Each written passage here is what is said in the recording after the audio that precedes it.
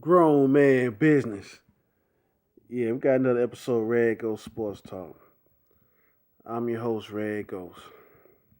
All right, the game getting ready to start. We got Tampa Bay Buccaneers versus St. Louis Rams. They in St. Louis.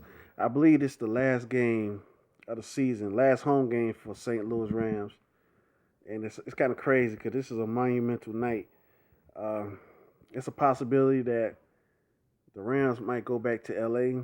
They won a team in LA. It's out of the Oakland Raiders, St. Louis Rams, and San Diego Chargers. And it's like kind of bittersweet. And I'm gonna give my opinion before I talk about my topic of this video. I'm gonna give my opinion. If they gotta pick a team to send out there to LA, I'll say the Chargers. Let the Chargers go to San Diego. Leave the Raiders alone. And leave St. Louis Rams alone. I know they're trying to bring back football to LA. All three teams used to be in LA originally. They started in LA. I believe the Chargers first, and Oakland Raiders and the Rams all at the same time. It was the LA Raiders and the LA Rams at the same time. And Raiders they moved to Oakland, and the Rams they moved to St. Louis. I think they should keep the Rams in St. Louis and the Raiders in Oakland. If you got to move someone, move the Chargers. It's like they team, they fans giving up on them. It's like they already given up. They games is kind of empty. The home games they don't really be. There don't be that many people there. It's like they already given up, man. I know it's bittersweet, and they determined to bring a football team to LA. I think Magic Johnson has a hand in that, and that means there's a strong possibility that one of those teams, if not two, they're trying to bring two, will be in LA. Let me know y'all opinion on that. And let's talk about tonight's game. We got St. Louis Rams and Tampa Bay.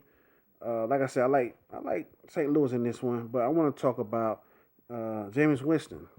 I've been talking about Amari Cooper and Todd Gurley for Rookie of the Year. Even Marcus Mariota is in that conversation, but also Jameis Winston is definitely in that conversation of Rookie of the Year. Man, he's been putting up some good numbers. He started off shaky. I think he started off like 2-5 or whatever, or 2-5, something like that. And after that, he kind of like his numbers been rising, and he's not as good a quarterback as Marcus Mariota, like throwing wise, in my opinion. But overall, he's a good quarterback. He's a great quarterback. I see a little Warren Moon in him.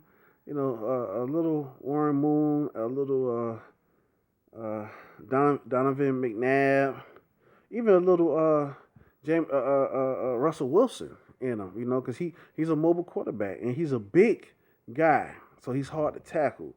But he like I keep saying, he got a heart of a champion, man. He has the confidence of being a great quarterback, and I think he will be a great quarterback. He's getting better each week. He's learning. He's getting into the NFL field of things. Like I say, he started off shaky. It's a new coach, new system, new guys. Everybody really had to learn and grow with each other. And he's a leader. He's a natural born leader. So that's what I like about him.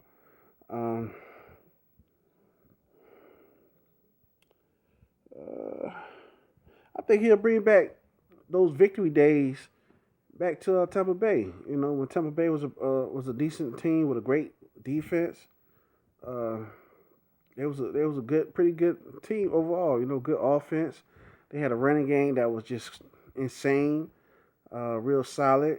They had the A Train and Warren Dunn. I used to like Warren Dunn. He's a good guy, real great guy, man. He still get love out here in Atlanta. He was Atlanta Hurricane, uh, Atlanta Falcons. He came from the Florida State Seminoles, but he was Atlanta Falcons. Then he went over to Tampa Bay, and he gave that 1-2 punch with the A train, which I think every team needs. A big back and a small fast back. You need a power back. The A train was like he was more of a fullback, truthfully, but they put him in a running back position, give him a couple more feet to start that head of steam. But yeah, I think he got the potential to bring a lot of victory days over there in Tampa Bay. You got a good coach, Lovie Smith. I keep telling everybody I like Lovie Smith. Hopefully, he would get Devin Hester from over there in Atlanta, bring him over there to Tampa Bay, and that would be a great fit for him too. Put Devin Hester quarterbacks, running back, slot position, the running back position, punt return, kickoff return. It's a lot of ways you can use Devin Hester. He's multi-talented. But what else? Jameis Winston is getting better each week as a quarterback, and Tampa Bay is getting better each week as a team. They are definitely one of my teams to look out for next year. They on that radar. And last season they was 2-14, man. So this year's going to be a success. However you look at it, because they got more wins than 2 from last year. They almost at 500. They almost at being a 500 team, and they showing, man, they defense is showing a glimpse of that old school defense they used to have. Warren Sapp and what's it, Rondé Barber. Man, that defense was so nasty, man. They had, they had great players on every level of that defense, man. The offensive line, the defensive line, the backs, the DBs, the linebackers, the safeties. They were just a solid team, and their defense now is showing a glimpse of that. Lovie Smith really got that defense turning around. Jameis Winston is definitely in the talks of the rookie year. Me personally, I think Amari Cooper should win that rookie of the year. He's putting up record numbers for a rookie, and his numbers is compatible with Randy Moss on his rookie year, his rookie season. So he definitely deserves it. I know I talked about Ty Gurley, Marcus Mariota, also in that conversation. Ty Gurley started the year off a little late. He missed the first few games because the injury. He had broke his leg or his kneecap or something like that. Had surgery, and he came in late. And when he did come, he played big. He had put up some good numbers. But the last few games, not the last one last week, but the last few games before then, his numbers were real low. So I think that hurts him. Starting the season off late and having about 3 or 4 games when you had I think he had 80 yards, 60 yards, 17 yards, and 21 yards. It was real low. And he was putting up 150 yard type games before then. Even last week against Detroit, I think he had 140 yards. So I think that would hurt him as far as making that getting that award of Rookie of the Year. Mariota, he's doing good. Also, he putting up some great numbers. I just think Amari Cooper deserved that this year. But Jameis Winston is definitely in that conversation. I think he's definitely in that top 3. Amari Cooper, Jameis Winston, and Marcus Mariota. In my opinion, tell me what y'all think. Who y'all think is gonna get the Rookie of the Year? And it's talk. Hey, football. Hey, the game about to come on, baby. So I'm gonna go ahead and end this video. I've been talking too long. Give me your opinion. We hit 150. We at 150. Our next market is 200. We're gonna document this all the way through, man. We're gonna build this together. I appreciate everybody, man. Appreciate the love and support, man. We're growing, baby.